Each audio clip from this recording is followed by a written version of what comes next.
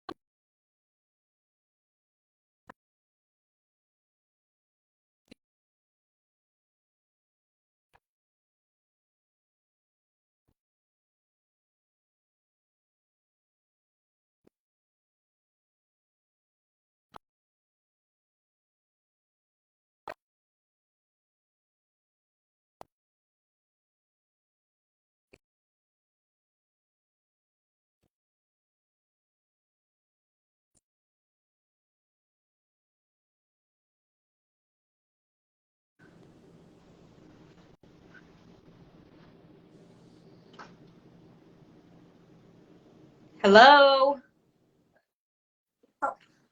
Hey, I hey, can hear you can you hear perfectly. me How well? are Can you see me you? well? I'm very well, thank you. It's very, very hot in Amsterdam today, so I'm a little bit sweating, but Oh my I hope gosh. it's all right. No, you're good. What is it like over I don't know what Celsius is, but it's probably like over 100 Fahrenheit. It's hot, let's put it that way. And it's been hot all day long, but I shouldn't complain because it's September. But yeah, it's been a long, nice day over here, and I'm hoping that it's a good day over there. I'm Yeah, assuming yeah. that you're in It's New York. we went to the beach yesterday. It's funny, like there's a month in September where it actually is really nice. And so like you could still go to the beach until end of September and go in the water. Yeah. Oh no, I just lost Kerry. We're gonna switch over from eventually we're gonna move off Instagram. Let's see if he comes back. Veronica made a comment. Is it just me or is the audio not working? Can you guys hear us? Let's see. Shoot me a note to make sure that you can hear us. What's up, guys? Hi, Mel. Hi, Floors.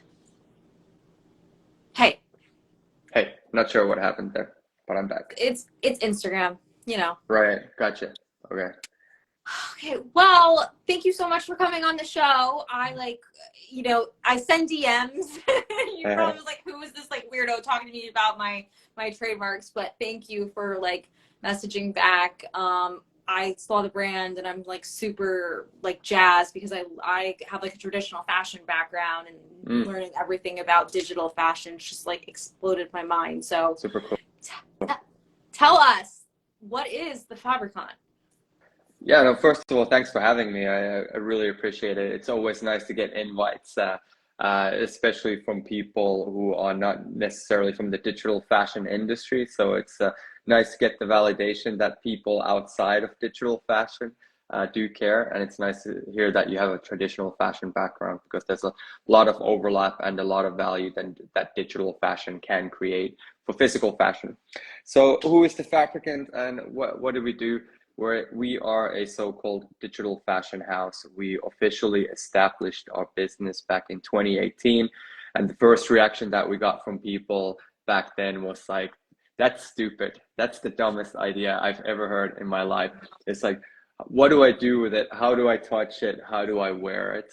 And of course, it's not the same as physical fashion. It's not here to replace physical fashion. We get a lot of the question of like, well, am I just going to be walking around naked on the street wearing digital clothing? And the answer is no.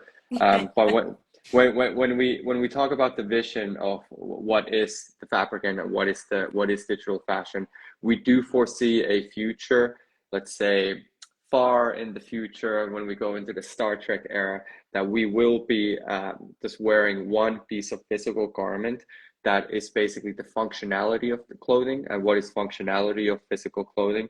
It's to cover our bodies and to keep ourselves warm. But what is fashion really about? Fashion is about identity. It is about expression. It's about storytelling. It's all the things that we don't think about clothing very much, but everybody tells a story through physical fashion. And that's what we're focused on with digital fashion as well. How does it become a tool for communication, for self-expression, for unique identity, and to really create value when it comes down to our virtual lives? So simple use cases would be something like, you and I right now, we're communicating virtually or through a digital medium. You're wearing a white top, I'm wearing a salmon pink t-shirt. Now, what if we would have the ability to change that on the spot and to say like, hey, actually, I'm not happy with this color. I'm not happy with what I'm wearing. I'm not fashionable enough for this. So let me replace it with a so-called virtual layer of expression or digital fashion. That's what we're focused on. Really, as a starting point, how do we make digital fashion the same as physical fashion? That's about craftsmanship, that's about storytelling, but most of all, that's about emotional connection, making people connect emotionally, but also communicate emotionally to each other through digital fashion. And that's, of course, where the power of it lies. That's where it becomes way more powerful than physical fashion, because we don't deal with the limitations of physics. We don't deal with gravity. We don't deal with the limitations that materials can give us. Basically, we always say that our only limitation is the creativity of it. But then how do we remain fashionable within, let's say, that unendless creativity that we can put into it? How do we create clothing that people will actually want to put on themselves in their virtual lives as well? That's one part of the mission. And then the other part of the mission is the tech stack. How do we create the technology that allows us to wear digital fashion seamlessly? So at the moment, yeah, both of us are wearing physical fashion on this call. So we are developing technology that will allow us to change our clothing in our video calls, change our clothing in our social media posts, photographs, This videos. Instagram Live. This Instagram Live, it's the best example. All the Zoom calls, the video calls, all of that to make that life a little bit more engaging, because I've never heard anybody say that they love being in video calls all day long. So how do we create this engagement layer that it becomes a little bit more entertaining? And then beyond that, of course, not only our video call lives, our social media lives, people who love to play games.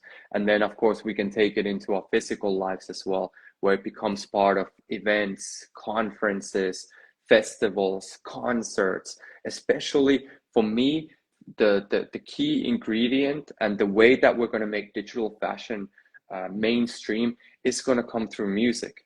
It's going to come through concerts, events, festivals, places where people are very open to new experiences and they want to have a so-called elevated experience to go with it.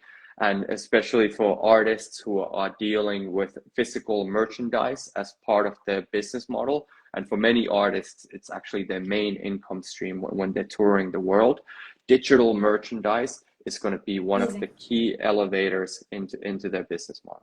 I mean, think about how much money is spent in the gaming industry. I like to give the gaming industry an analogy for people who aren't so involved in NFTs or digital fashion right now.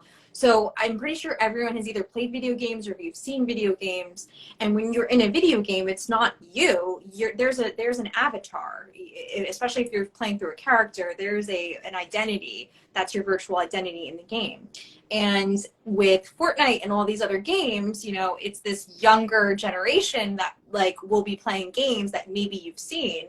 And they spend a ton of money dressing up their avatars. So if you've seen that, that's like a super, easy analogy to what we're doing. This is not just gaming. We are now in a digital era where everything is online. You not only have your physical identity, you have a virtual identity. So I would say, Kerry, I would say maybe 80% of my meetings in the past couple of years have been virtual.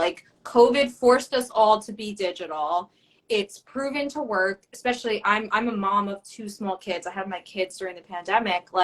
This this gave me the opportunity to grow a business and still network. So, and I love fashion. The fact that I can spend money on my digital persona, which is my avatar. You guys are all interacting with technically my avatar right now. We're not in person.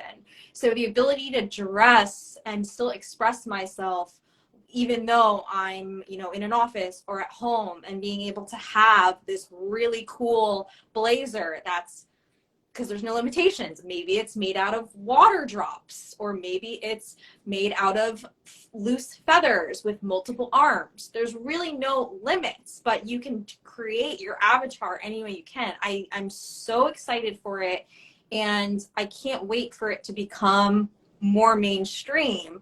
But Kerry, like right now, how can people shop the Fabricant clothing and just digital fashion in general? Great question. And the simple answer is to go to our website where we're selling digital only clothing.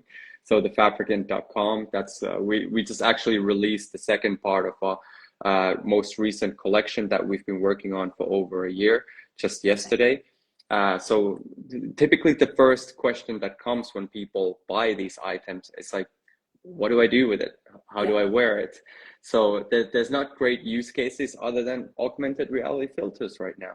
Play it in games and actually have access to the 3D files. So it's quite limited to what we call the early adopter group. And the early adopter group of people are people who are ambassadors of digital fashion, people who understand the meaning of digital fashion and the value that it has for the fashion industry in the future, people who understand 3D software, people who love social media and love to create content for social media and need more elevated experiences or filters to make themselves have a unique story to showcase their identity in a unique way on socials.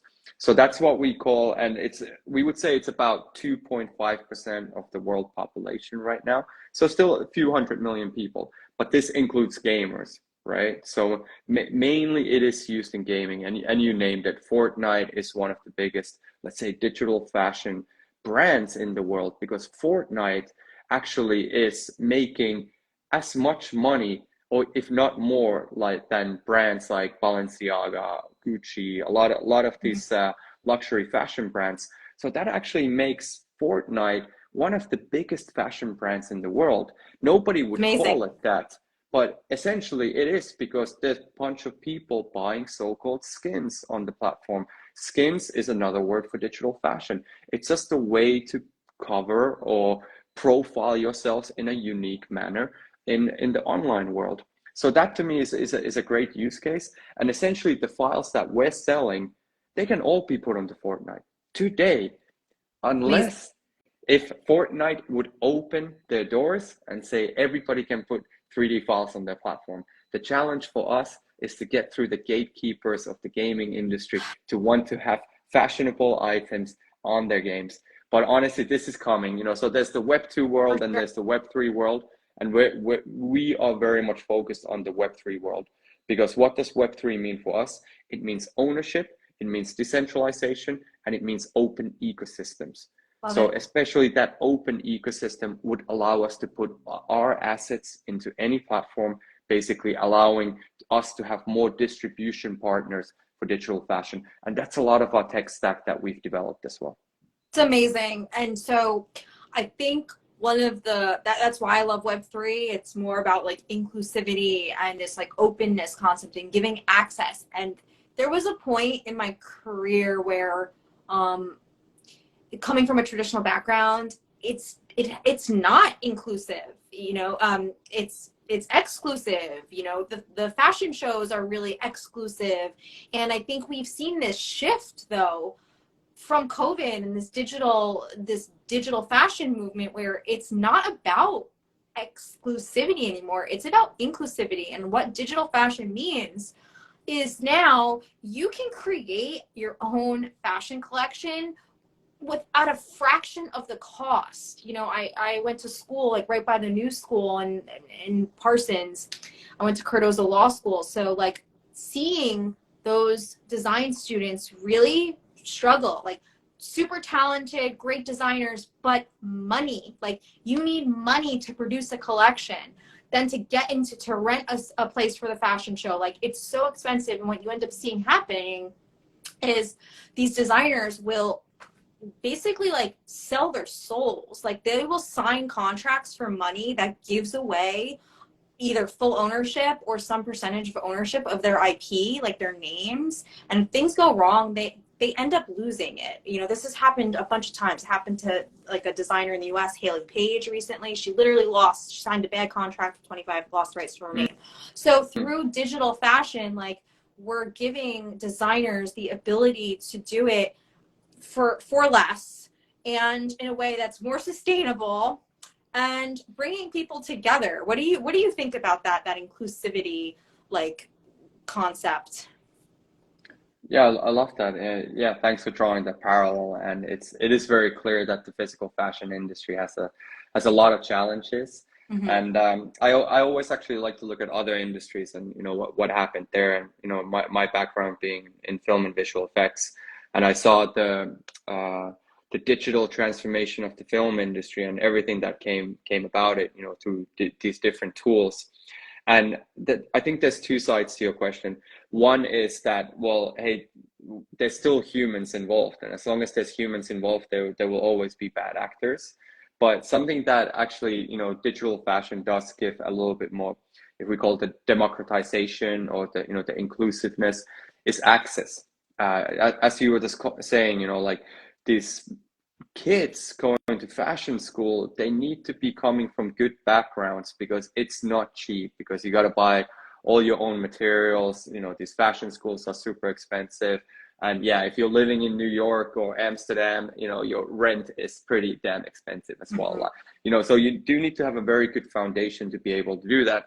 And I would say most people in this world, they don't have that. You know, part of our manifesto is actually really focused on the people who don't have access to Paris, to New York, to London, to Milan, to any of these big fashion hubs, but do have access to Wi-Fi and a computer, because that's enough to be able to be a fashion designer, because you have all the tools and all the theories and everything that exists at your hand through free tutorials. Now, what does need to be paid for? Software licenses. It's not cheap. Powerful computers, they're not cheap, but they are still a lot cheaper than fashion education, a lot cheaper than rent in New York, a lot cheaper than all the materials that you have to buy for your physical fashion creations at fashion school. So it does come at a fraction of the price. So it's still not inclusive to everybody in the world until we make infrastructure very accessible and available for everybody, which a lot of governments are doing a great job in. So it just requires internet and a laptop or a computer to be able to learn this. So even for somebody like me who came from film and visual effects industry, back in 2016, I thought, I have no idea how garments are made. I had no idea what even the word pattern was. I didn't know that we made flat patterns to construct the 3D shape, or you know, like I just thought you had to learn all this. Absolutely, absolutely. And I just thought it was like, you know, everything was automated and made by robots, and you know, the supply chain just works fantastically, and you know, fashion brands own their factories and everything, only to realize that, hey, the physical fashion industry is very fragmented, very fractured, and very fragile, especially something that we saw during the pandemic. And all of this essentially can be fixed just through these digital tools. Anybody can be a fashion designer. Everybody has access to fashion design tools. And that's why we say the next creative directors, the next Coco Chanel's, they're going to come from Dakar, from Bangladesh, from Latin American countries, from African countries, from Asian countries. They're not going to come from the 4 big fashion hubs. All of a sudden, the whole world has access to these tools. And yeah, we're going to see some amazing creations coming in the next few years and the next few decades. And yeah, the next famous Coco Chanel, Karl Lagerfeld, Virgil Abloh will be a digital fashion designer. So amazing. I could literally talk to you like and nerd out all day about this. I think the takeaway is that this is a revolution. This is, I call it fashion's tech revolution. And it's a super exciting time because I think even if you are a traditional fashion house or a traditional fashion company, there's so much that you can learn and integrate through digital fashion right now, whether it's creating your own digital fashion line or just thinking of ways on how to create product in a more sustainable way, especially for retail. Like, I have this theory that when will still be retail stores, but when you go in, there's not gonna be physical products. You can like see holograms of what the products are, and you can either buy them in physical or the digital version, and you could try on clothes using holograms and technology, but it's not physical, and that'll solve inventory problems and sustainability issues. So we're just scratching the surface, and I really appreciate you saying that, like that, bluntly, only 2.5% of the world is using digital fashion right now. But I think with the speed, and thank you for investing so much time in this, because even though it's 2.5 right now, it's going to be, 99% once everything becomes a lot more seamless and the platforms start seeing how the consumer demand is there and how important this is in our digital age. So thank you for doing all of this. It's very exciting. Absolutely. And I fully agree with that statement. The digital fashion will be a practicality in the future. And I always ask the question of like, when are we at the stage when we're waking up and asking ourselves, what am I going to wear digitally today? And then again, there's this idea of scalability. Our virtual lives, of course, extends way beyond our physical lives. So not anymore do we have just one physical body. We will have 20 different bodies, virtual bodies, that we will be dressing and thinking about dressing. It's amazing. And then Kerry, think like what's my mood today? So one of the things is, as a mom, as a lawyer, and a CEO, like, I'm a million things. I love fashion, but I have to wear things that are really simple because I make decisions all day. But I love fashion. So I think what's going to happen is probably there's going to be like some sort of algorithm in AI that can like tell me what mood I'm in, and then will just dress me. Like, it's just going to dress you virtually based on like how you feel. Like, that's amazing. I love that. They already have AI stylists to help you make choices during the day. I need that. I think Amazon was implementing that, but it's also very early stage tech. But I think for our physical lives, that's going to be a very big value proposition too. Well, Kerry, thank you so much for coming on. I would love to see you when you're in New York. Definitely reach out and keep us posted. What's the best way that people can follow you and reach and buy digital fashion through the Fabricant? So the Fabricant website, thefabricant.com, of course, is a very good place to start. A lot of activity happens on Instagram. So we have a little bit of a more difficult handle on Instagram. It's at the_fab_rick_and the Fabricant, and on Twitter, of course, which is a big one, and there we are just the Fabricant.